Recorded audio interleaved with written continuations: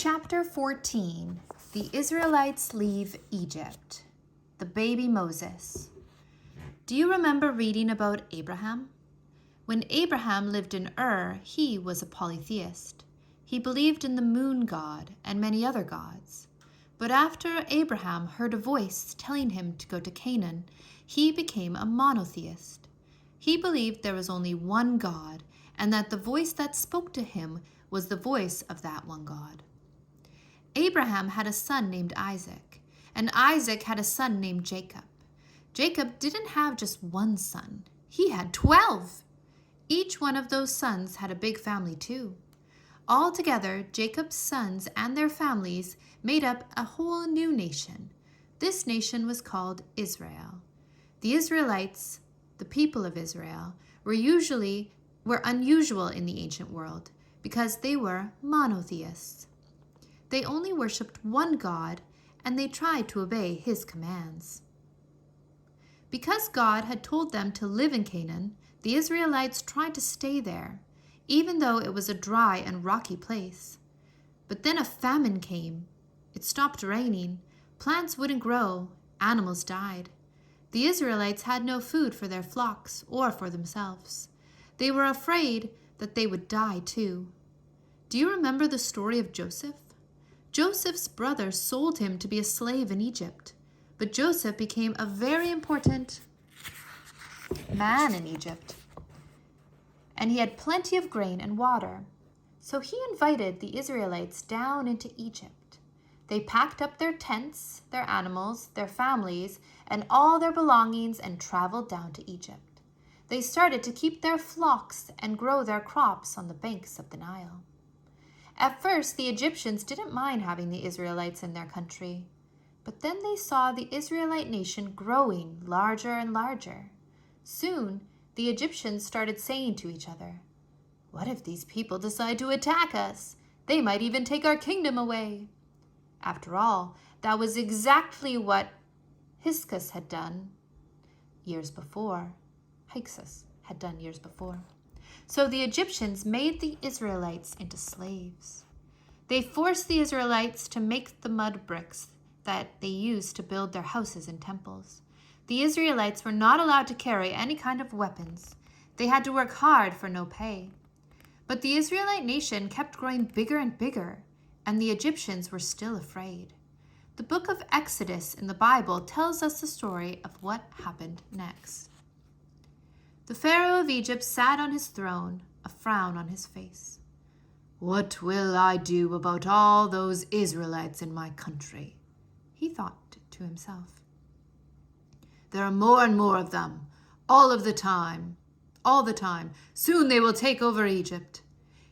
If only they didn't have so many children." And then he had an idea, a terrible, cruel idea. He called his soldiers to him. "Men," he said, "go out into the land of Egypt, to every Israelite home. Find out when the Israelite mothers are about to have their babies. Then kill every baby boy as soon as it is born." When the Israelites heard about this dreadful command, they wept and mourned. "God save us," they cried out. "Send us someone to deliver us from this wicked Pharaoh of Egypt." An Israelite woman who lived near the banks of the Nile was just getting ready to have her baby when she heard the order. "Quickly," she said to her daughter Miriam, "help me hide. I don't want the soldiers to see me." So Miriam helped her mother hide in a back room of their house. When the baby was born, it was a boy, a fine, strong boy with a very loud cry. "Quiet," the mother whispered to her baby. "Don't cry so loud, or the soldiers will hear you." For 3 months, the mother and baby hid from the soldiers of the Pharaoh. But the baby got older and louder. He started to giggle and coo. The mother knew she could not hide him forever. So she wove a basket out of reeds and coated the outside with tar so that it would float. She wrapped the baby in a warm, soft blanket, put him into the basket, and pushed it out onto the Nile River. And she sent her daughter Miriam to stand by the riverbank and watch to see what would happen next. The baby floated down the river. He smiled at the sunshine and at the bird that landed on the edge of the basket to see what was inside. Finally, the gentle rocking of the basket lulled him to sleep. The basket drifted closer and closer to the side of the Nile until it caught in the weeds at the water's edge. Now the daughter of the Pharaoh liked to walk down to the Nile at the hottest part of the day so that she could swim. She came to the edge of the water and saw the basket. "What's in that basket?" she demanded. "Get it for me." One of her maids ran to fetch the basket. When the daughter of the Pharaoh looked inside, she saw the baby boy. He opened his eyes and smiled at her. "Oh," she cried out, "such a beautiful baby! I'll keep him and raise him as my own." When Miriam heard this, she ran forward. "Lady," she said, "would you like me to find you a nurse to take care of the baby?" "Yes," the daughter of the Pharaoh said. "Bring me this woman, and she can take care of my baby for me." So Miriam hurried home and got her mother. And so the baby and his mother were together again. She took care of him until he was old enough to live in the Pharaoh's palace alone. The daughter of the Pharaoh named him Moses. The Exodus from Egypt. Moses grew up in the palace of the Pharaoh. But when he got older, he discovered that he wasn't an Egyptian. He was an Israelite. And he saw that his people were being beaten and mistreated. So he went to the Pharaoh. "I am an Israelite," he said, "and I worship the one God of the Israelites. God says, 'Let the Israelites go.'" But the Pharaoh didn't want to lose all his slaves, so he refused to let the people of Israel go. When Moses saw that the Pharaoh would not free the slaves, he told the Pharaoh that God would send 10 plagues on Egypt. Each one of these plagues showed that the God of the Israelites was more powerful than all the gods of the Egyptians. The Egyptians thought that Horus was the god of the Nile and protected all the life in the river. But the God of Moses turned the river to blood and killed all the fish. Frogs were sacred to the Egyptians because they belonged to Isis, the wife of Osiris. But God sent so many frogs that the Egyptians found frogs in their beds, their clothes, their bathtubs, and even in their food. The Egyptians thought that Ra was the god of the sun and was stronger than any other god, but the God of Moses covered up the sun and made darkness last all day long. Finally, the Pharaoh told Moses that the Israelites could leave Egypt. They packed up all their belongings and left that very night. But then the Pharaoh changed his mind and sent his army after them. The Israelites were running as fast as they could go, but when they looked behind them, they saw dust rising up from the hooves of the Egyptian army.